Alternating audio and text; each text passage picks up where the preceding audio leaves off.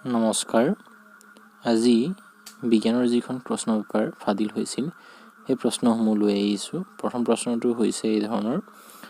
দ্বিঅপহৰণ বিক্ৰিয়া বুলিলে কি বুজা উদাহৰণ দিয়া তাৰ পিছৰ প্ৰশ্নটো হৈছে ক্লৰো এলকালি পদ্ধতি বুলিলে কি বুজা উপযুক্ত ৰাসায়নিক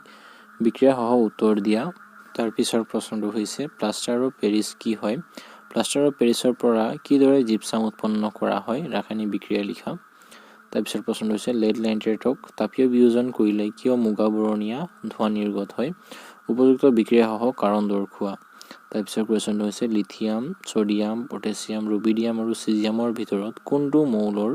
ধাতৱীয় ধৰ্ম সকলোতকৈ বেছি তাৰ পিছৰ কুৱেশ্যনটো হৈছে পেচিফিকেশ্যন বিক্ৰিয়াৰ বুলিলে কি বুজা উপযুক্ত বিক্ৰিয়াৰ সহায়ত লিখা তাৰ পিছৰ কুৱেশ্যনটো হৈছে স্বাভাৱিক দৃষ্টিত মানুহ এজনৰ বাবে দূৰবিন্দু আৰু নিকট বিন্দু কি তাৰ পিছৰ কুৱেশ্যনটো হৈছে ওমৰ সূত্ৰ প্ৰমাণ কৰিবৰ বাবে আৱশ্যকীয় বৰ্তনীৰ অংকন কৰা তাৰ পিছৰ কুৱেশ্যনটো দিয়া আছে 8 ওম ৰোধৰ বৈদ্যুতিক চুলাই 2 ঘণ্টা চলোতে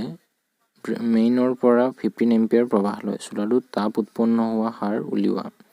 15 নম্বৰ কুৱেশ্যনটো দিয়া আছে ইয়াত অৱতল লেন্স এখনত ভাঁজ ব্যাসাৰ্ধ লক্ষ্যবস্তুত ৰাখি ইয়াৰ প্ৰতিবিম্ব গঠনৰ ৰশ্মি চিত্ৰ অংকন কৰা তাৰ পিছৰ কুৱেশ্যনটো হৈছে কুণ্ডলীত প্ৰবাহ আবিষ্ট কৰা দুটা উপায় ব্যাখ্যা কৰা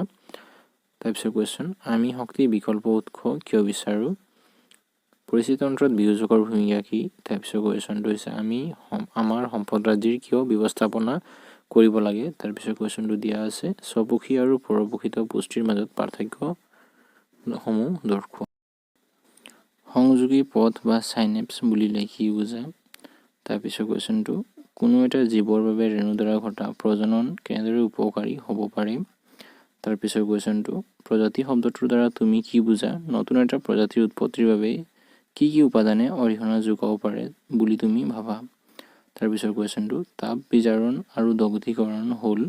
ধাতু নিষ্কাশনৰ দুটা অতি প্ৰয়োজনীয় পদ্ধতি উপযুক্ত ৰাসায়নিক বিক্ৰিয়াৰ সহায়ত পদ্ধতি দুটা ব্যাখ্যা কৰা 25 নম্বৰ কুৱেশ্যনটো হৈছে 30 চেণ্টিমিটাৰ ভাঁজ ব্যাসাৰ্ধ উত্তল তাপোন এখনৰ সন্মুখত 20 চেণ্টিমিটাৰ দূৰত্বত 5 চেণ্টিমিটাৰ দৈৰ্ঘ্যৰ বস্তু এটা ৰখা হ'ল